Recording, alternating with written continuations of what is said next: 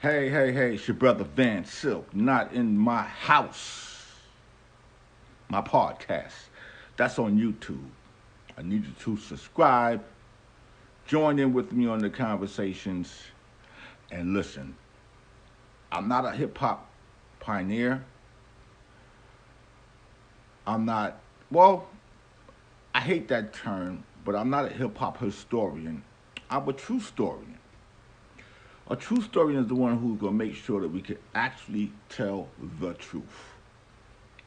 And what I have articulated now is 73 to 83, the most important years of the development and cultivating of the hip hop culture.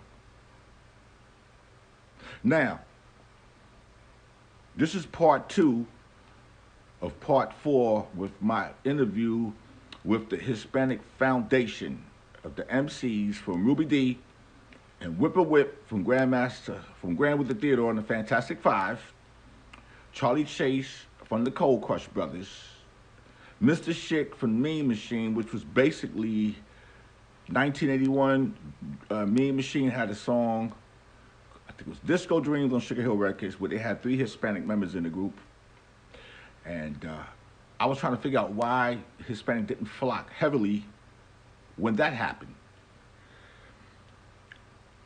Need here to say, the original B-Boys, we're not going to ever forget Trixie, Wendell, who's no longer here, Dancing Doug. God, my brain is like on autopilot. Dancing Doug, Trixie, the twins, Kevin and Keith. Back then it was called Nigga Twins. The original Clark Kent, Charlie Rock, I'm missing somebody. But the flyer's right there. And there's more. But I want people to please do understand. You can't change the timelines. I'm not going to let you disrespect the culture. And you need to talk to the foundation of those who was there. Hispanic contributed to it. We have flyers going from 72 to 83. We have more than that. We all know early in the game, if you got on a popular DJ flyer, before you had a record, that's how you got your bones in this game. You didn't get it off no Mickey Mouse show. You got it if you was doing a Grandmaster Flash and the Furious 4 or 5 or Funky Brothers Disco Funky 4, if you was actually put on those flyers. Ain't none of y'all gonna be on the Hevalo flyer,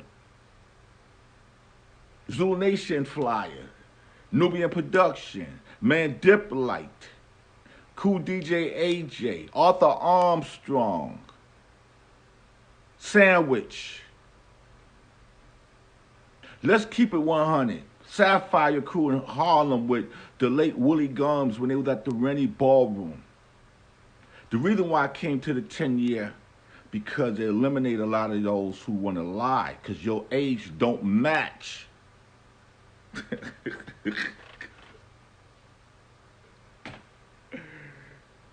Ain't none of y'all was at Cool Herc 72, 73, 74. Maybe some of y'all started going 75. There was no MCs. Cool, everybody that cultivated in this culture of hip-hop all went to the Herc parties and then the band parties. And you had Disco King Mario. I was talking to Africa Islam. I got the first flyer of the Mulberry Crew. So a lot of y'all need to stop fabricating your timeline. The reason why I'm pausing, because this is the 49th anniversary of hip hop, and this we're gonna sit up here and still have this conversation, and it's disgusting. I'm disgusted. I don't care if you don't like me. I've been doing this, articulating the timeline for years. I got a lot of interviews, audio interviews, where some of y'all actually told the truth. Now y'all sit up here lying. You know, when you first get on the fly, that was the way that you said, I've made it. Before record, if you got on the flyer, I made it. When the Furious 5 and the Funky 4 and them were gone, and the other groups was coming in, and you Mike and Dave, and you had Coldcrush, Fantastic. I made it. Crash Crew and all the groups under. Let's stop it. I'm not saying you wasn't around this year and that. Who made the impact then? Who was packing the clubs by themselves or their crews? And graffiti's been around for a long time. There's a different generation of graffiti artists that were the generation younger that became part of hip hop. But everybody, if you wasn't in the mix, if you can show me you was in the mix, then we got no argument. But stop it, because you're hurting those who don't know. This is your brother Van Silk, not in my house. Enjoy part 2 with Charlie Chase, Mr.Schick, Rubie D, Whip Crazy Legs, and my man Big Show out of Lamberg, and we had a guest on DJ Walt from the Bay Area. If you want to leave comments, please do. If you want to hit me up and inbox me, please do. But I am not here to insult anybody. We're only here to keep it right and articulate it right. Peace. Mel and Creole used to come to your house to rehearse. Not a lot. Not a lot. They came to the house. Not a lot. Not a whole lot of times. I think it was because it was also, we were getting familiar with each other. It was summertime, so being indoors at the time wasn't what we wanted to do.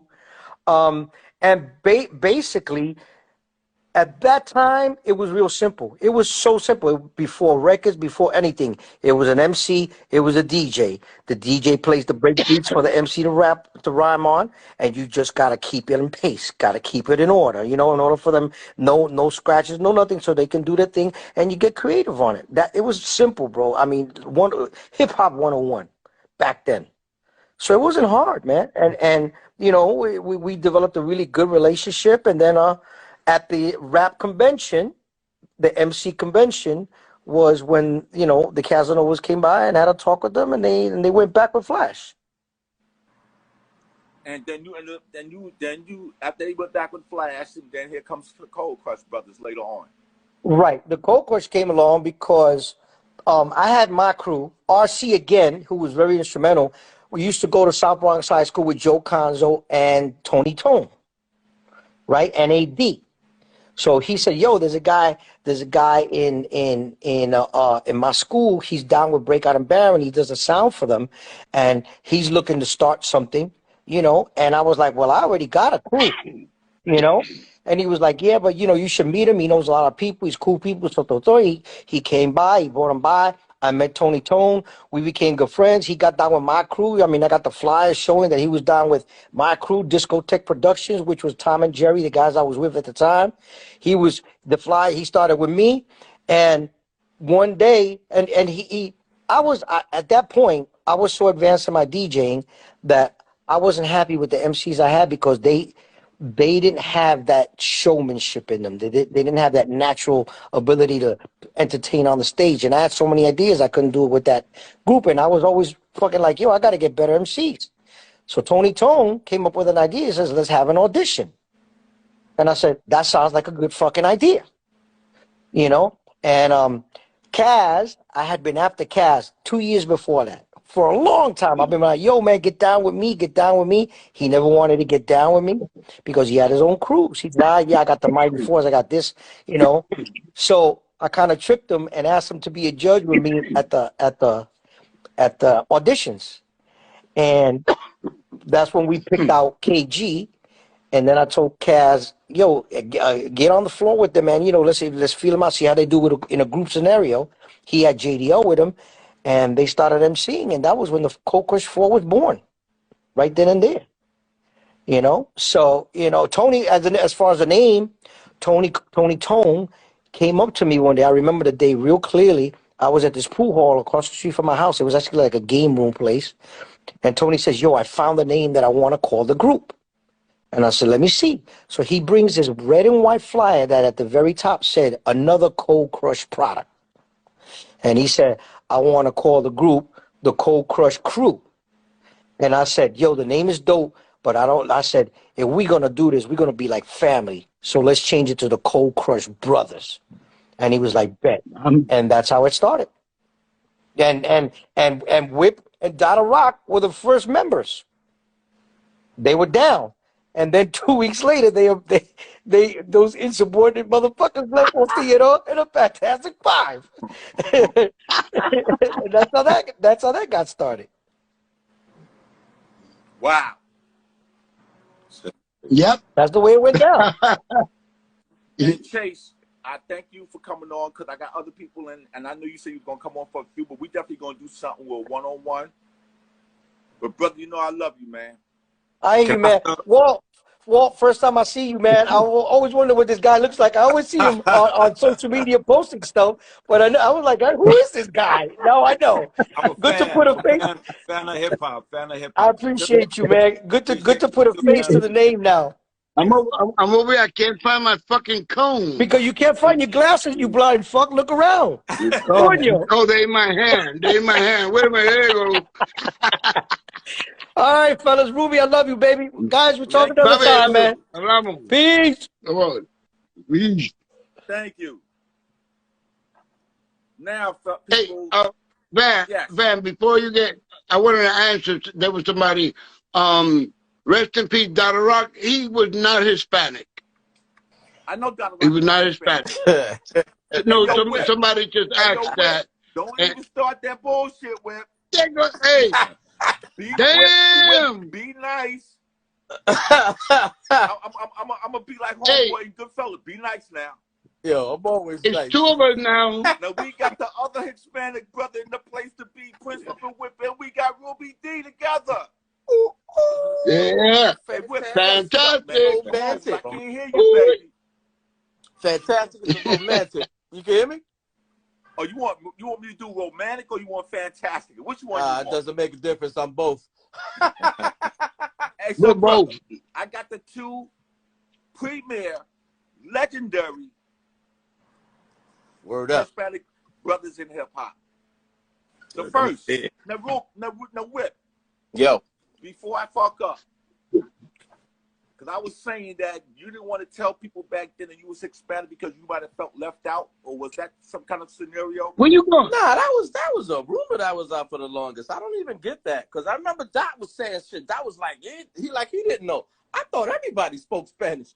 I was like, what? Y'all don't speak Spanish? What the fuck wrong with you motherfuckers? I really literally. Whip, cut the light on, baby. I had that. I mean, I asked him. I'm like, what? Yo, you speak Spanish? We're like, what the fuck? Yo, like, it blew my mind. Bronx, Puerto Rican. Hey, Whip. I was like, go for it. What MC's Hispanic was before you and Rubie? Pardon me? What hip hop MCs were before you and Rubie Hispanic? Shit, I don't know of any that far back. Oh, okay. I just wanted to make sure. Yeah, I don't. I don't know. And the thing is, I don't know. I mean, being who I am, I'm me. Now, who? I really never thought. I said just being who I am, just myself. I never really like when I heard MeanMachine and they was doing the legend. That was a great thing. I loved it. Came out. Didn't feel like it would catch on, but I didn't really start doing my Spanglish stuff till like '86, which is when I started doing salsa. Yeah, I remember when you did that. I remember when you did it, but I'm just saying, when we was all around in 79, 78, 80, we didn't treat y'all no different. No. I never knew you was Spanish. No, nobody treated me different. No, but I never knew that Whip was Hispanic until like Donna Rock told me. That bitch was a secret.